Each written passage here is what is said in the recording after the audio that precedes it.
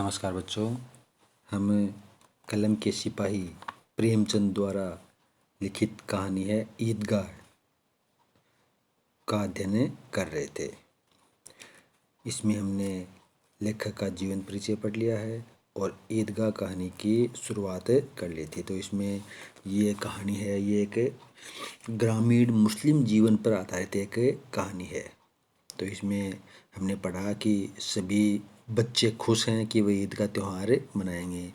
जो बड़े हैं उन्हें थोड़ी चिंता भी है कि रुपये पैसों का अभाव है। कोई जो चौधरी कायम अली हैं उसके पास दौड़े चले जा रहे हैं रुपए उधार लाने के लिए, और चौधरी साहब यदि आंखें बदल लें तो सारा ईद मुहर्रम हो जाएगा, अर्थात वे अपना व्यवहार में परिवर्तन कर लें, पैसे नहीं दें तो सारी खुशियों का त्यौहार जो ईद है वह दुख के त्यौहार मुहर्रम में बदल जाएगी।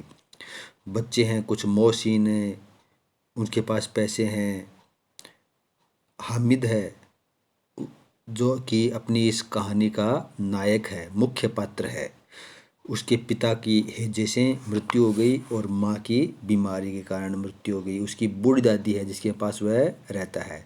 उसकी दादी ने उसे कह रखा है कि तुम्हारे पिता तुम्हारे लिए बहुत से पैसे लाने के लिए गए हैं, और अम्मी है वह अल्लाह मियाँ के घर तुम्हारे लिए आशीर्वाद लाने के लिए गई है। और वह इसी आशा से अपने दिन निकाल रहा है कि एक दिन उसकी अम्मी आएगी और उसके अब्बू उसके पास बहुत सारे पैसे लेकर के आएंगे। तब वह उसके मित्रों को दिखाएंगे कि किस प्रकार अपने वह मन की इच्छाएं को पूरी करता है। अब आज देखते हैं आगे। हामिद भीतर जाकर दादी से कहता है, तुम डरना नहीं अम्मा, मैं सबसे पहले आऊँगा, बिल्कुल न डरना। तो ये बहुत छोटा बालक है, लेकिन फिर वह अपनी दादी को समझाता है कि मैं सबसे पहले आऊँगा, तुम डरना नहीं। सबसे पहले कहाँ से आएंगे? ईद की नमाज पढ़ने के लिए शहर में जाएंगे, मस्जिद में। गांव में मस्जिद नहीं थी उस समय, तो शहर में जाते थे नमाज पढ़ने के लिए। तो वहाँ शहर जाएंगे, ईद की नमाज पढ़ेंगे और फिर वापस आ जाएंगे। तो छोटा बच्चा था हामिद, फिर भी अपनी अम्मी से कहता है, अपनी दादी से कहता है कि तुम डरना नहीं, मैं सबसे पहले लौट करके आऊँगा। अमीना का दिल कचोट रहा है। दिल कचोटना मतलब हृदय बेचैन होना, दुखी होना। गांव के बच्चे अपने अपने बाप के साथ जा रहे हैं। हामिद का अमीना के सिवा और कौन है? उसे कैसे अकेले मेले में जाने दे? उस भीड़ भाड़ में बच्चा कहीं खो जाए तो क्या हो? नहीं, अमीना उसे यूं न जाने देगी। नन्ही सी जान, 3 कोस कैसे चलेगा?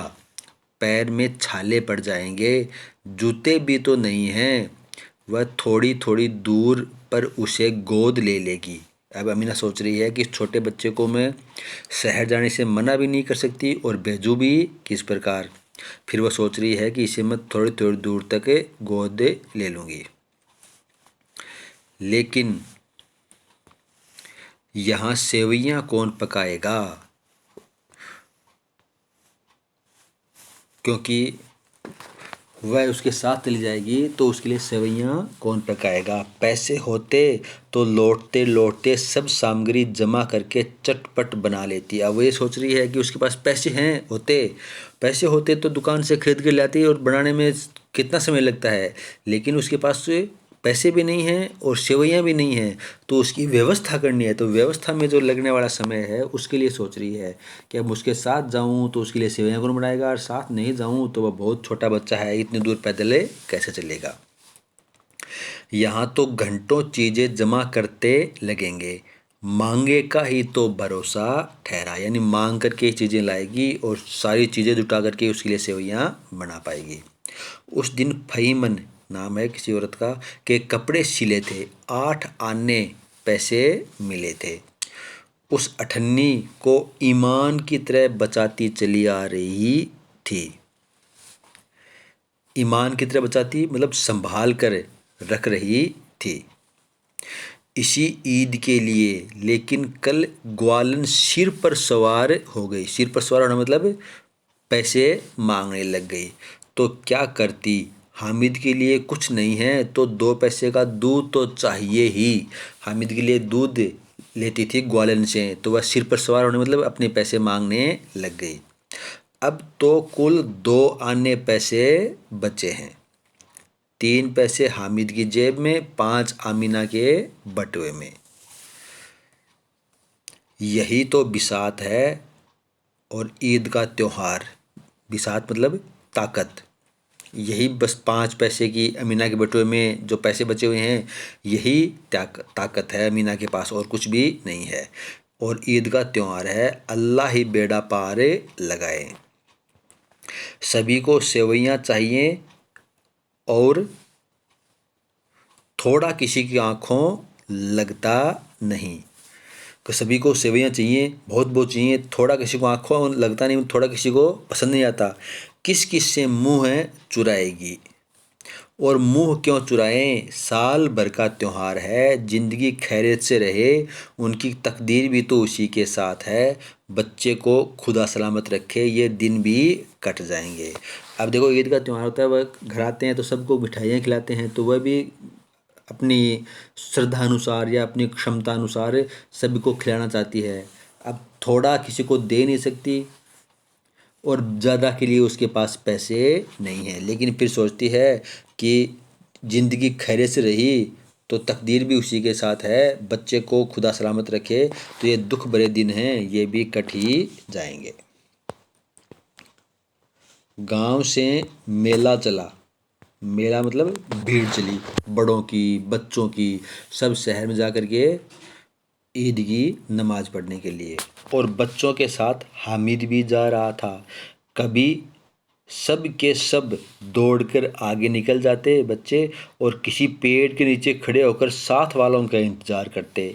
ये लोग क्यों इतना धीरे धीरे चल रहे हैं, क्योंकि बच्चे मन में थोड़ा बेचैन होते हैं, व्यग्र होते हैं, उन्हें उतावलापन होता है, जल्दबाजी होती है कि कब वो शहर पहुँचें, कब वहाँ पर मेले में तरह तरह की मिठाइयाँ खाएं, झूले झूलें, शहर का जो दृश्य हैं वे देखें, तो उनके मन में थोड़ा जल्दबाजी है। हामिद के पैरों में तो जैसे पर लग गए। पर लगना मतलब जल्दी जल्दी पैर उठने लगे, पंख लग गए हैं पैरों में। वह कभी थक सकता है, शहर का दामन आ चुका है। दामन मतलब शहर का किनारा, शहर दिखाई देना शुरू हो गया है। सड़क के दोनों ओर अमीरों के बगीचे हैं, बाग हैं, पक्की 4 दीवारी बनी हुई है, पेड़ों में आम और लीचियां फल लगे हुए हैं। कभी कभी कोई लड़का कंकड़ी उठाकर आम पर निशाना लगाता है, माली अंदर से गाली देता हुआ निकलता है। लड़के वहाँ से एक फर्लांग कुछ दूरी पर हैं, खूब हंस रहे हैं, माली को कैसे उल्लू बनाया। तो ये बच्चों के शहर जाते हुए का दृश्य का वर्णन लेखक ने अपनी इस कहानी में किया है। बड़ी बड़ी इमारतें आने लगी हैं।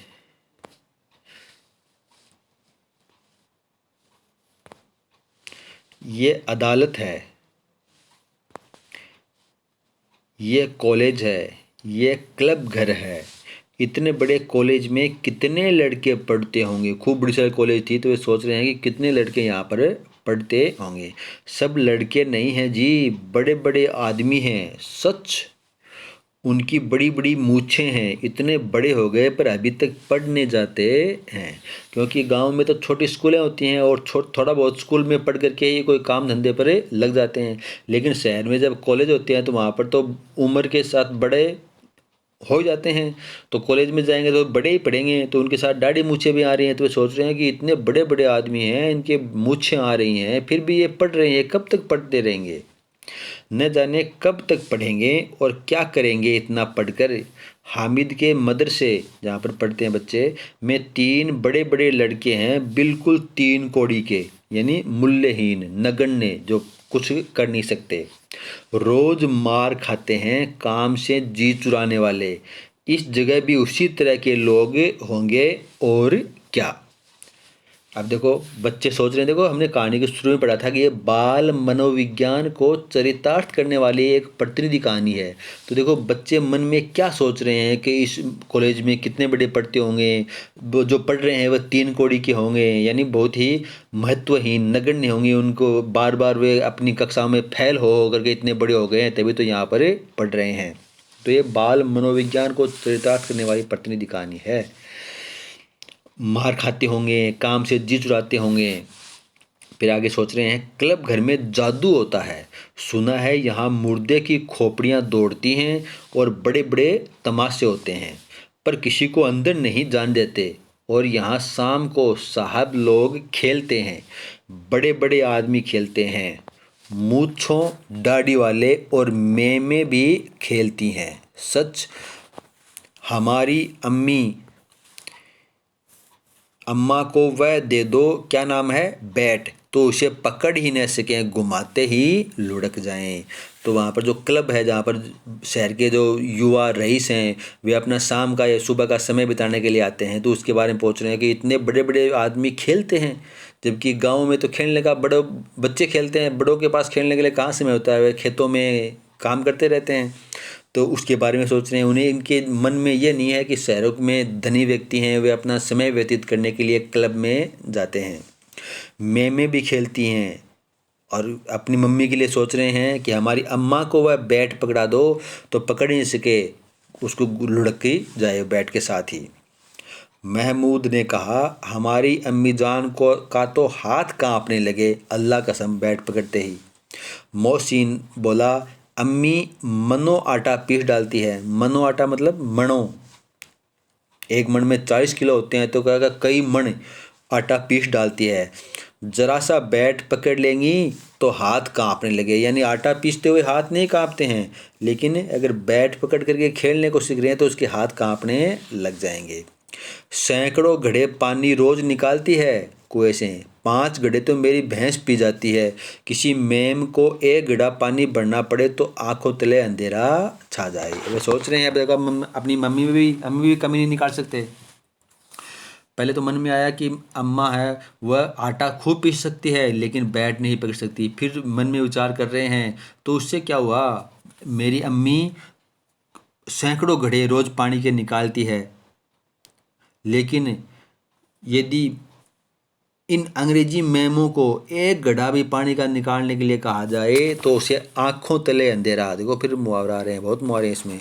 आंखों तले अंधेरा मतलब चक्कर आना, तो उसे चक्कर आना हो जाए, उसके सामने बड़ा भारी संकट पैदा हो जाता है।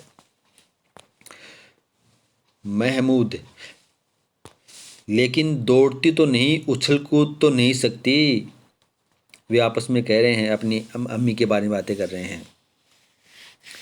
लेकिन दौड़ती तो नहीं, उछल कूद तो नहीं सकती। मोहसिन, हाँ उछल कूद नहीं सकती, लेकिन उस दिन मेरी गाय खुल गई थी और चौधरी के खेत में जा पड़ी थी, तो अम्मा इतना तेज दौड़ी कि मैं उन्हें न पा सका। सच। अब जिस तरह वो अंग्रेजी में बैट पकड़ करके रन देने के लिए दौड़ती हैं, उछल कूद करती हैं, तो वे कह रहे हैं कि तुम्हारी मम्मी घड़ा तो निकाल सकती है लेकिन तुम्हारी अम्मी इतना उछल कूद नहीं कर सकती, इतना दौड़ नहीं सकती। तो उसने कहा, नहीं नहीं ऐसी बात नहीं है, उछल कूद नहीं सकती लेकिन दौड़ सकती है। मेरी गाय खुल करके चौधरी के खेत में चली गई थी तो अम्मा इतना तेज दौड़ी कि मैं भी उसे नहीं पकड़ पाया था। आगे चले।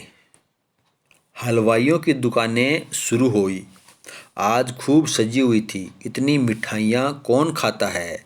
देखो ने, एक एक दुकान पर मणों होंगी, मणों होंगी तो मतलब मणों होंगी।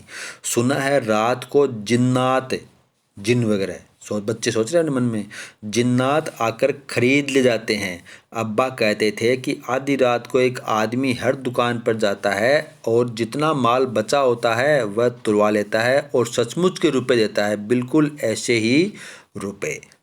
तो ये देखो बच्चे आपस में किस प्रकार अपना विचार विमर्श कर रहे हैं, बातें कर रहे हैं। हामिद को यकीन ना आया, ऐसे रुपए जिन्नात को कहाँ से मिल जाएंगे, सोच रहे हैं मन में। मोहसिन ने कहा, जिन्नात को भी रुपए की कमी है क्या? जिस खजाने में चाहें चले जाएं, लोहे के दरवाजे तक उन्हें नहीं रोक सकते जनाब। आप हैं किस फेर में? हीरे जवाहरात तक उनके पास रहते हैं। जिससे खुश हो गए उसे टोकरों जवाहरात दे दिए। अभी यहीं बैठे बैठे हैं, 5 मिनट में कलकत्ता पहुंच जाएंगे। अब वो सोच रहे हैं कि जिन, जिसे आमतौर पर भूत बोलते हैं, कि भूत या फिर जिन, उन्हें कोई खजाने की कमी थोड़ी है, जहाँ चाहे पहुँच सकते हैं। उन्हें कोई दरवाज़ा, लोहे के दरवाजे थोड़ी रोक सकते हैं। और जिसे पर खुश हो गए उसे जवाहरात दे दिए। अभी यहाँ बैठे हैं और 5 ही मिनट में कलकत्ता पहुँच जाएंगे। हामिद ने फिर पूछा, जिन्नात बहुत बड़े बड़े होते होंगे? क्योंकि हामिद उन बच्चों में छोटा है, तो अपने मन की जिज्ञासाओं को उनसे पूछ रहा है कि जिन्नात जो बहुत हैं वे तो बहुत बड़े बड़े होते होंगे। मोहसिन, एक एक आसमान के बराबर होता है जी, यानी बहुत बड़े बड़े आसमान जितने बड़े बड़े। जमीन पर खड़ा हो जाए तो उसका सिर आसमान में जा लगे, मगर छोटे तो एक लोटे में घुस जाएं। कि हाँ, बड़े हों तो इतने बड़े हो जाएंगे कि उनका सिर आसमान तक चला जाता है, और छोटे बने तो इतने भी हैं कि एक लोटे में ही घुस जाएं। हामिद, लोग उन्हें कैसे खुश करते होंगे? वह सोच रहा है कि अगर मैं भी किसी जिन को खुश कर लूँ तो मेरा भी सारा काम बन जाए, उसके पास जितने भी दुख हैं, जितने भी अभाव हैं, वे सब दूर हो जाएं। कोई मुझे वह मंत्र बता दे तो एक जिन को खुश कर लूँ। यदि कोई मुझे भी कोई ऐसा मंत्र बता दे तो मैं भी किसी एक जिन को खुश कर लूँ। चलो आज इतना ही पढ़ेंगे, बाकी का कल अध्ययन करेंगे। धन्यवाद।